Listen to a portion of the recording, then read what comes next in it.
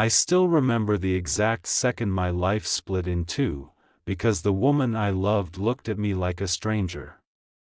In her eyes, I saw greed where there had once been tenderness, and I knew I had just lost something I could never buy back. My name is Daniel Moore, and this is the confession I never intended to make. For most of my life, I was invisible. I grew up in a small industrial town in Ohio, the kind of place where people measured success by how long you kept the same job and how rarely you complained. My father worked in a steel mill until his lungs gave out. My mother cleaned houses. We were not poor in the dramatic sense, no hunger, no homelessness, but we lived with a quiet understanding that money decided everything. When I was 22, I left town with 2 suitcases, a computer, and a stubborn belief that I could build something on my own. I did, but I never told anyone. By 35, I had built and sold 2 software companies. I invested carefully.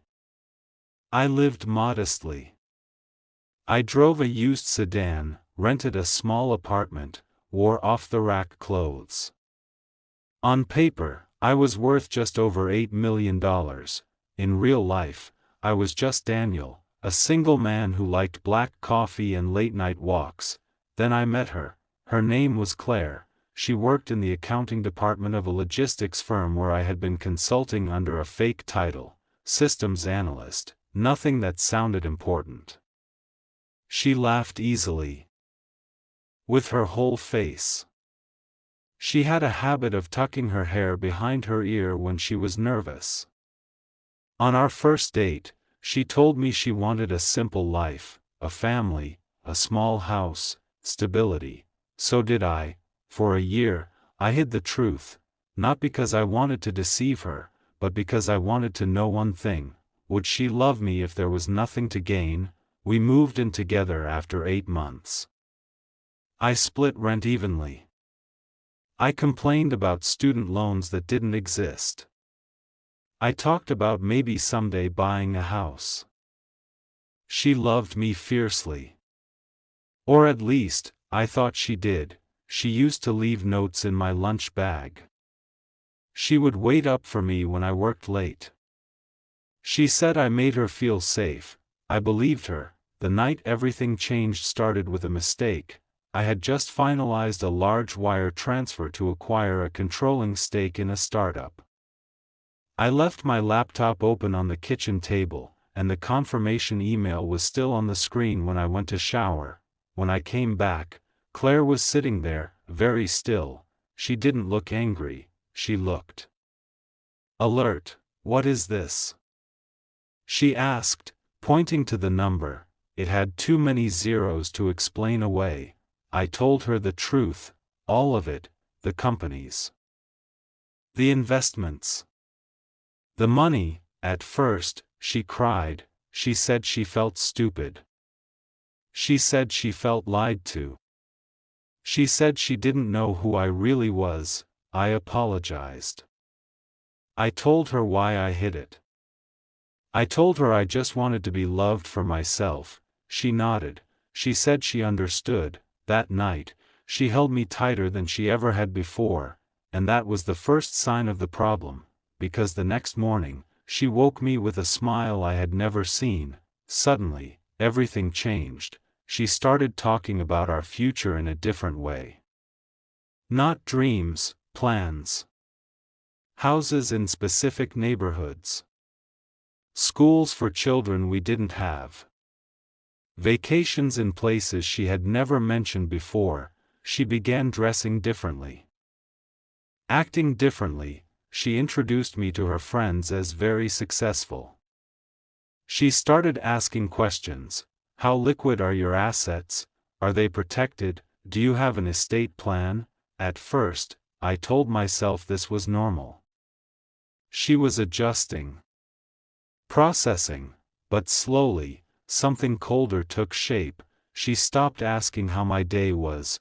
She started asking about my accounts. She encouraged me to quit consulting and focus on managing wealth.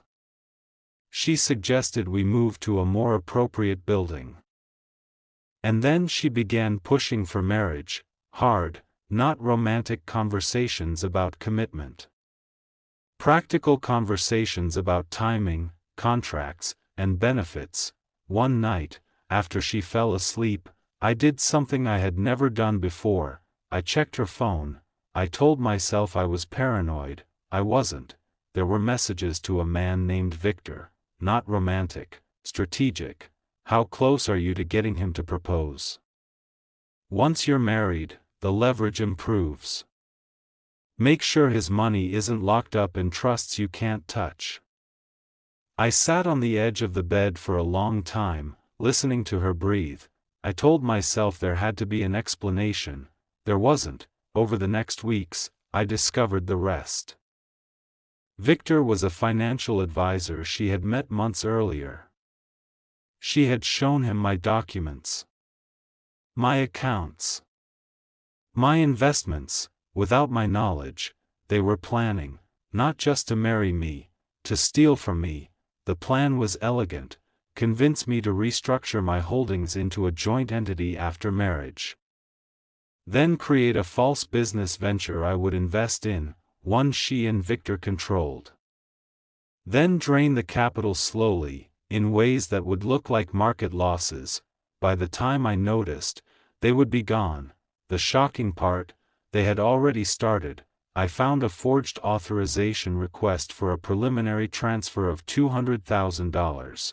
She had practiced my signature perfectly. That night, I confronted her. I didn't shout. I didn't accuse. I just asked one question: who is Victor? Her face went white. In that moment, the woman I loved disappeared. She didn't deny it. She negotiated. She said she deserved compensation for being kept in the dark. She said I had manipulated her first by hiding my wealth. She said this was just balancing the scales. That was when I realized something worse than betrayal. She had never loved me. She had been auditioning. The next part is difficult to admit. I didn't call the police. I didn't expose her immediately. Instead, I pretended to agree. I told her I understood. I told her we could rebuild trust. And then I did what I do best. I designed a system. Over the next month, I created false accounts, mirrored transactions, and planted digital trails that pointed directly to Victor as the mastermind. When the next fraudulent transfer was attempted, I had already alerted federal investigators. Anonymously, with full documentation, the raid happened on a Tuesday morning. They arrested Victor at his office. They seized Claire's laptop that same afternoon. By the end of the week, she was charged with conspiracy to commit wire fraud and identity theft. She tried to call me from jail. I didn't answer. The last time I saw her was in court. She didn't look angry. She looked confused, as if she couldn't understand how a man she thought she controlled had destroyed her so quietly. I never recovered the year I lost to her. I never fully recovered my ability to trust. But I kept my money. More importantly, I kept my name. Today, I live even more simply than before.